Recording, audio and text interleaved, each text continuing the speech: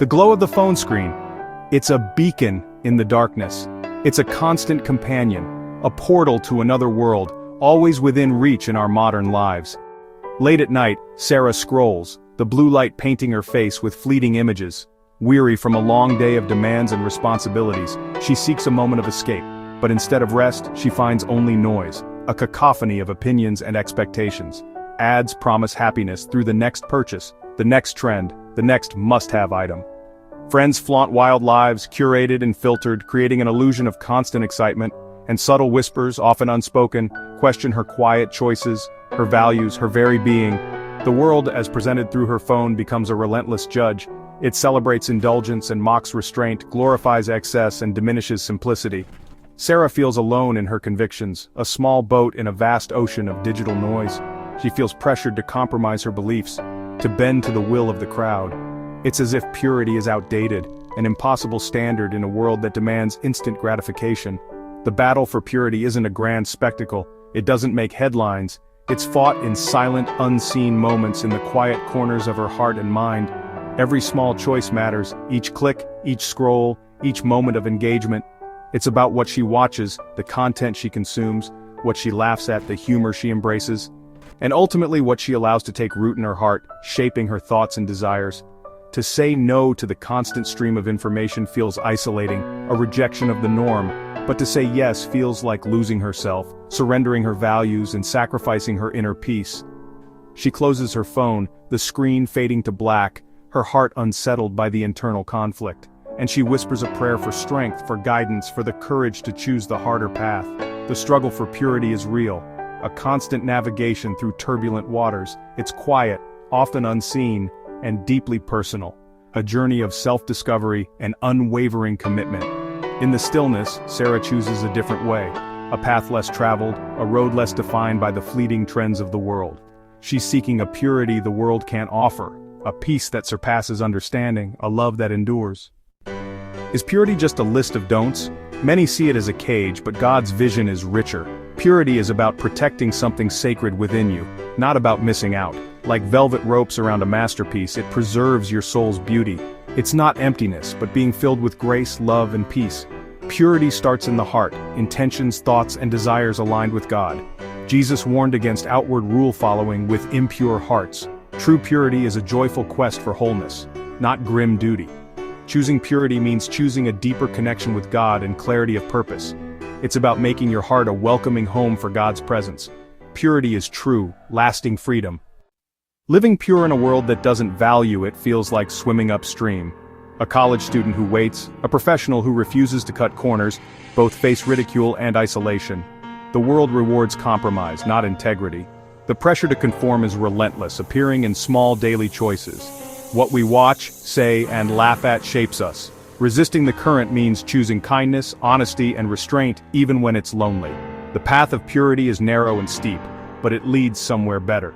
It takes courage to stand apart, to say no when everyone else says yes. Trust that the struggle is worth it. Life often feels like navigating a raging sea, doesn't it? The waves of temptation and distraction crash against us, threatening to pull us under. In moments like these, we yearn for something solid, something to hold on to. How do we stand firm amidst such chaos? How do we maintain our course when the storm rages? The answer isn't found in dramatic, sweeping changes or in waiting for the storm to pass. It's not by grand gestures but by small, daily anchors. These are the consistent, often unnoticed habits that ground us and keep us tethered to what truly matters. Start your day in quiet. Read, pray, set your heart on God before the world intrudes. Before the emails, the news, the demands of the day pull you in 100 different directions, take a moment to center yourself. Curate your influences, choose uplifting entertainment, hopeful music, and friends who encourage your values. Surround yourself with people who lift you higher, who challenge you to be better, and who share your commitment to purity.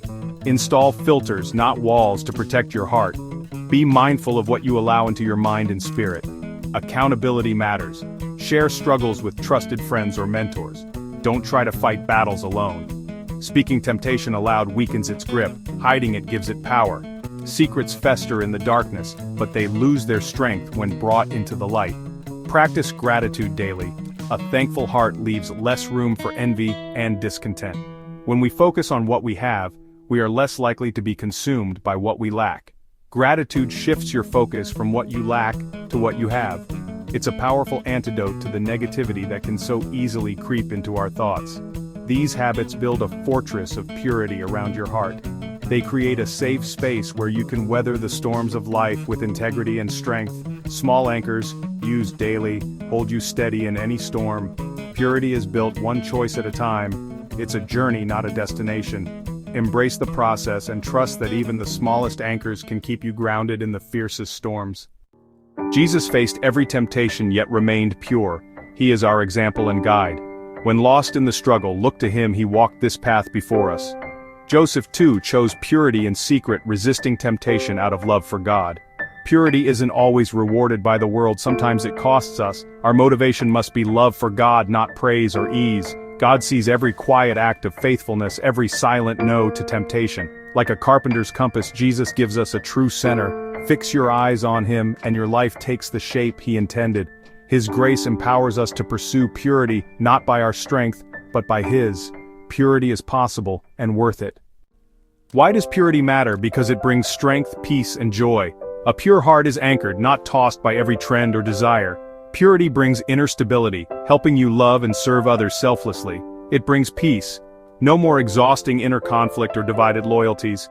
True joy comes from living in harmony with your Creator, not from indulgence. Purity clears your vision, letting you see God's hand and hear his voice. As your heart is cleansed, the fog lifts and God's beauty becomes clear. Purity is the window through which God's light shines in. It's not weakness, but quiet, unshakable strength. A clean heart changes everything.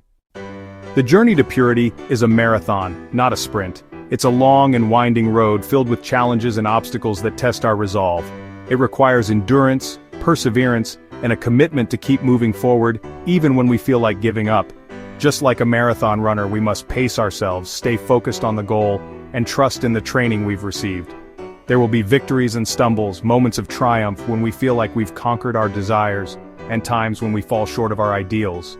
But failure isn't the end, it's simply a detour, an opportunity to learn and grow stronger. Don't let setbacks define you, let them refine you. The voice of shame lies. It whispers doubts and accusations, trying to convince you that you're unworthy of forgiveness and incapable of change. But grace is bigger than your worst mistake. It's a boundless ocean of love and mercy that washes away our sins and restores us to wholeness. Our hope isn't in perfection, in achieving some unattainable standard of moral purity, but in Jesus, who lifts us up and forgives. He is the embodiment of grace, the one who understands our weaknesses and offers us unconditional love. Each day is a new chance to choose purity, a fresh start, a clean slate, a new step toward God. Every decision we make, every thought we entertain, is an opportunity to draw closer to him. God isn't looking for perfect people, those who have it all together and never make mistakes, but for hearts that keep turning back to him. He desires our honesty, our vulnerability, and our willingness to seek his guidance. You are not alone in this struggle. Others walk this path, and God is with you. There is strength in community, encouragement in shared experiences, and unwavering support from the one who created you. Hold fast to hope, even when the storms of life rage around you. Keep your eyes on Jesus, the author and perfecter of our faith, and pursue purity out of love, not out of obligation or fear, but out of a genuine desire to honor God with your life. Trust that God will finish the good work he started in you. He is the master craftsman, shaping and molding us into the image of his Son. Your effort is not in vain. Every seed of righteousness you sow will bear fruit in due season. Purity is a beautiful offering to a faithful God. It's a testament to his grace, a reflection of his love, and a fragrant aroma that pleases his heart.